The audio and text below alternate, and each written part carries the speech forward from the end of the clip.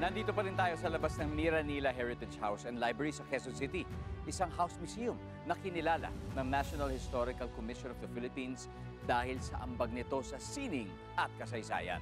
Sa ngayon ay may mahigit 4,500 na libro at 2,000 katalogo sa museo mula pa noong panahon ng mga Amerikano. Pero ito, showbiz trivia lang ha. Noong 1950s, sa labas ng Miranila, dito po sa labas kinunan ang ilan sa eksena sa pelikulang Satur. Pinagbidahan ito ng aktor na si Manuel Conde. Direktor naman si Lamberto Avellana, habang set at costume designer si Carlos Botong Francisco. Wow! Silang tatlo ay pare-parehong naging national artists o pambansang alagad ng sining. Talaga namang amazing.